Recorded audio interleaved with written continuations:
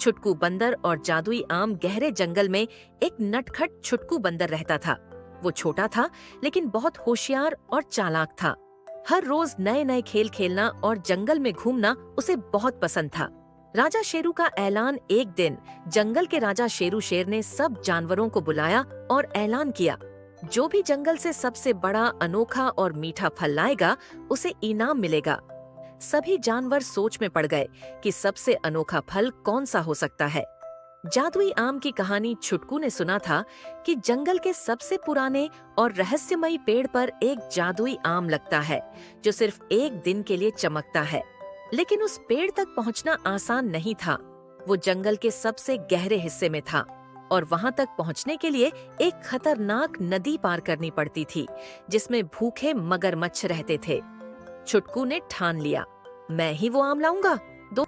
छुटकू जानता था कि यह सफर अकेले तय करना मुश्किल होगा। उसने अपने 3 सबसे अच्छे दोस्तों से मदद मांगी। एक गोलू हाथी, ताकतवर और समझदार। 2 मिट्ठू तोता, तेज और चतुर। 3 लंबू हिरण, तेज दौड़ने वाला। खतरनाक नदी पार करना। जब वे नदी पर पहुंचे तो देखा कि उसमें भूखे मगरमच्छ तैर रहे थे। गोलू हाथी ने अपनी ताकत दिखाई। उसने अपनी लंबी सूंड से बड़े बड़े पत्थर नदी में गिरा दिए ताकि छुटकू उन पर कूदते हुए दूसरी तरफ जा सके। जादुई आम का पेड़ नदी के पार पहुंचते ही छुटकू ने देखा एक बहुत पुराना विशालकाय पेड़ जिसके ऊपर सुनहरे रंग का चमकता हुआ आम लटक रहा था। लेकिन एक दिक्कत थी, आम बहुत ऊंचाई पर था। छुटकू ने सोचा, फिर एक तरकीब निकाली। उसने एक लंबी बेल पकड़ी और झूले की तरह झूलकर ऊंचाई तक पहुंच गया।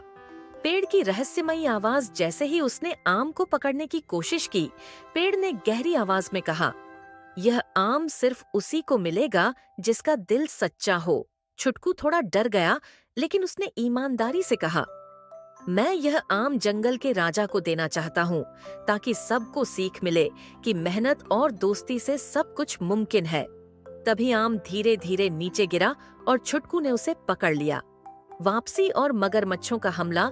छुटकू आम लेकर तेजी से लौटा, लेकिन जैसे ही वह नदी के पास पहुंचा, मगरमच्छ पहले से ज्यादा गुस्से में थे। लंबू हिरण ने चालाकी दिखाई। उसने जमीन से एक मजबूत डाली उठाकर मगरमच्छों की तरफ फेंकी, जिससे वे भटक गए। गोलू हाथी ने अपने सूंड से जोरदार पानी का फव्वारा छोड़ा, जिससे मगरमच्छ पीछे हट गए। छुटकू तेजी से उछलते हुए नदी पार कर गया। राजा शेरू का इनाम। जब छुटकू आम लेकर जंगल में पहुंचा तो सभी जानवर तालियां बजाने लगे। राजा शेरू मुस्कुराया और कहा, छुटकू, तुमने हिम्मत, चतुराई और दोस्ती का सबूत दिया है। तुम्हें इनाम में जंगल की सबसे बड़ी मिठाई दी जाती है। छुटकू और उसके दोस्तों ने मिठाई खाई और खूब जश्न मनाया। सीख छुटकू ने सबको सिखाया कि अगर हम साथ मिलकर मेहनत करें तो कोई भी मुश्किल आसान बन सकती है।